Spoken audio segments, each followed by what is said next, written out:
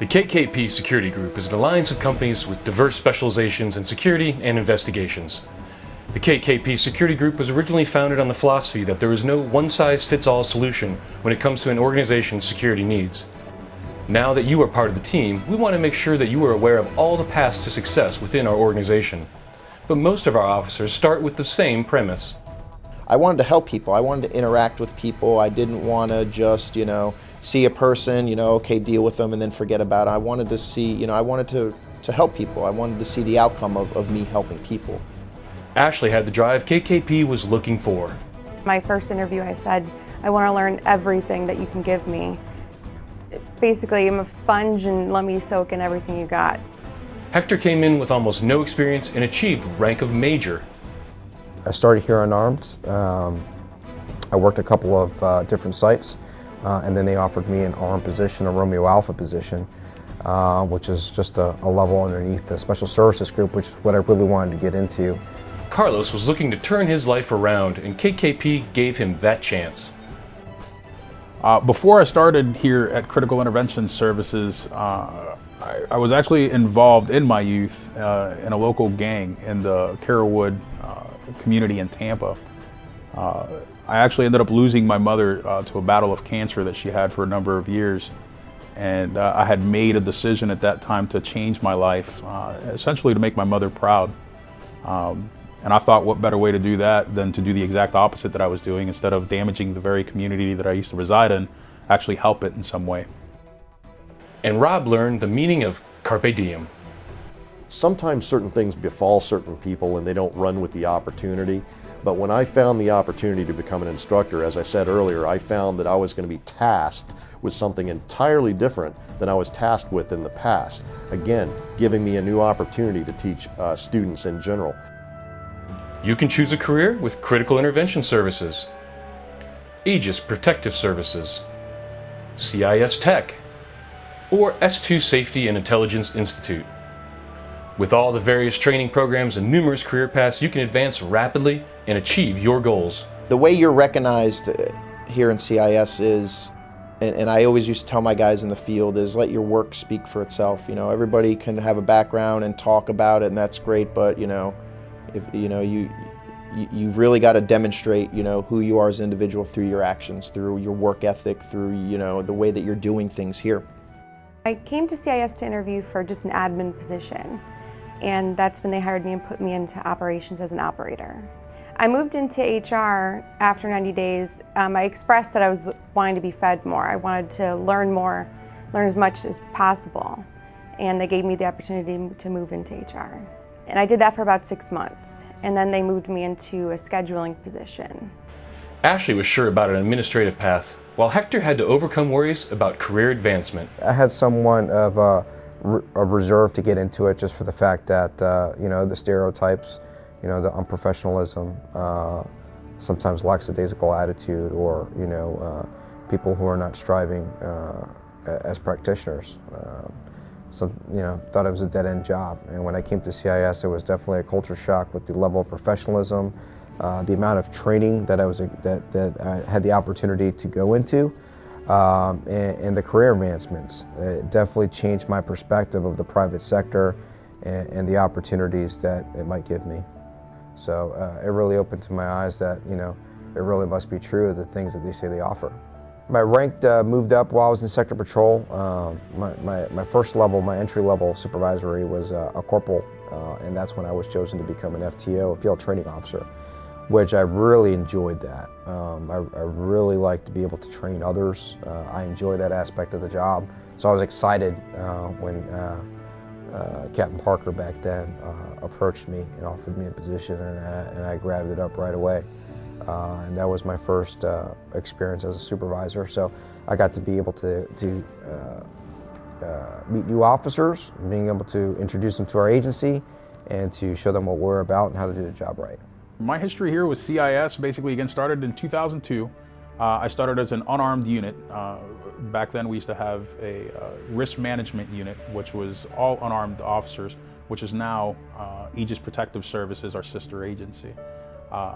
Got my foot in the door that way and started basically just rising through the ranks. I I was able to get a lot of education through our S2 Institute, which is another sister company that we have, and CIS was able to provide that for me as far as training so that I could further advance my career within the agency. Initially, I came to CIS back in 2006, actually as an unarmed security officer, stomping around those properties all night, getting to know the community, trying to network and liaise with law enforcement and residents in general. Shortly after that, I became an armed officer, anything from running the patrol car, being a supervisor, working our dedicated communications operations center, which is an offshoot of our main operations department as well. I ended up spending about 2.5 years as administrator for what we call CMS, which is the Central Monitoring Station. And that's basically on the hazardous operations side of the house, dealing with our hazardous operations officers and the critical infrastructures that they are in charge of protecting. Supervisors were telling me, hey, we're putting you in for this, they're going to look at you and they're going to wind up, you're going to have the opportunity to expand yourself as not only an officer for the agency, but again, your file and training and all that you can do. You have to be self-driven, in order to make this what it is. It's like anything else. You get what you get out of it, what you put into it. They don't allow you to give up. If you take on a task, they're going to expect you to finish it. So it's definitely a good place to learn and grow professionally and personally. They give you a lot of opportunity to do so. And Hector was given one of the greatest opportunities of his career. Well, the chief told me that Casey Poole, the CEO, chooses the command staff of the agency. There was a lot of things going through my mind, and I remember going to his office and him sitting behind his desk and greeting me and shaking my hand and asking me what I thought about the agency. And I just gave him from my perspective of what it was. He was going to take a chance and give me an opportunity, and he gave me one of his books, and he reminded me of the great responsibility of leadership. When the CEO and the vice president advised me of my promotion, it was an incredible achievement for my age, for my status, where I came from there not being a major for 4 years to 4 or 5 years to finally there is. Was a huge, it screamed volumes. No one had to tell me how big of a promotion that was. Well, my progression up to that point was, sector. I was a relief driver. I became a primary officer. From that, I became a supervisor in a sector, which I was running the entire sector. At the time, it was the largest sector.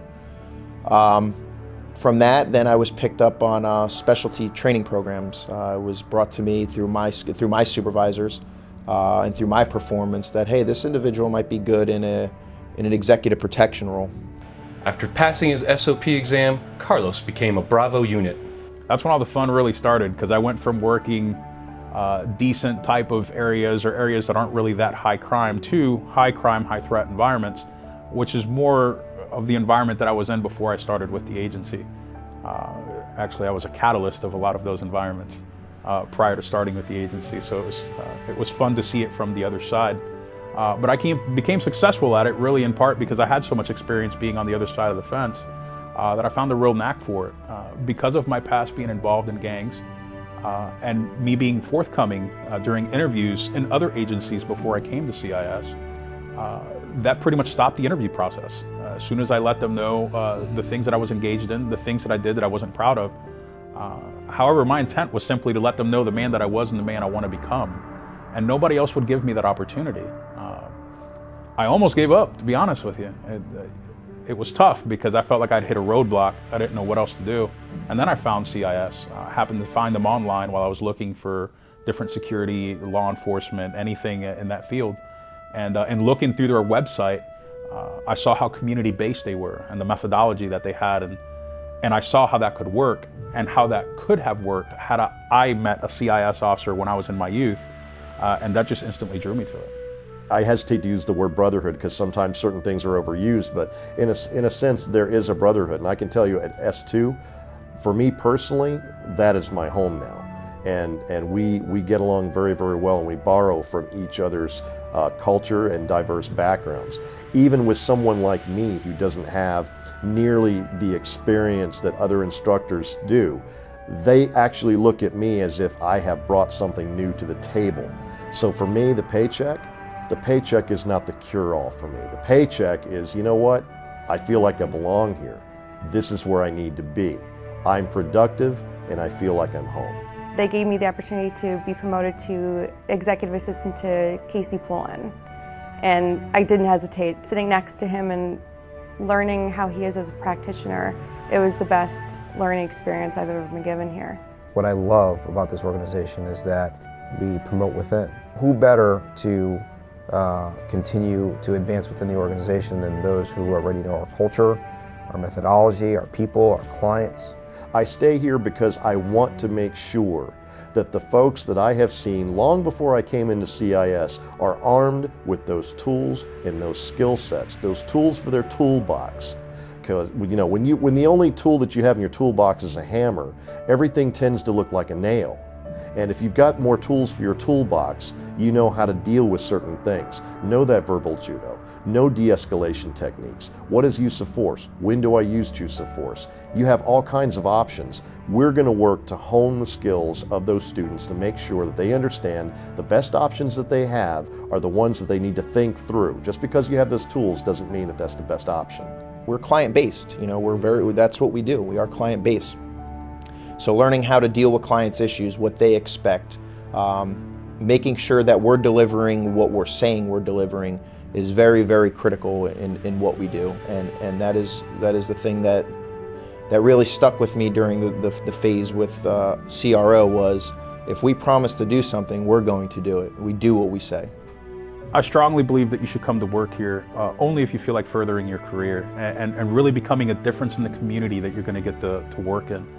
Become involved, love what you do, and cherish every moment of it. You will have that opportunity here if you come to work for Critical Intervention Services, that I guarantee. Take some advice from these practitioners. Utilize all of KKP's resources and training opportunities to become one of the elite at KKP Security Group. Thank you for your time.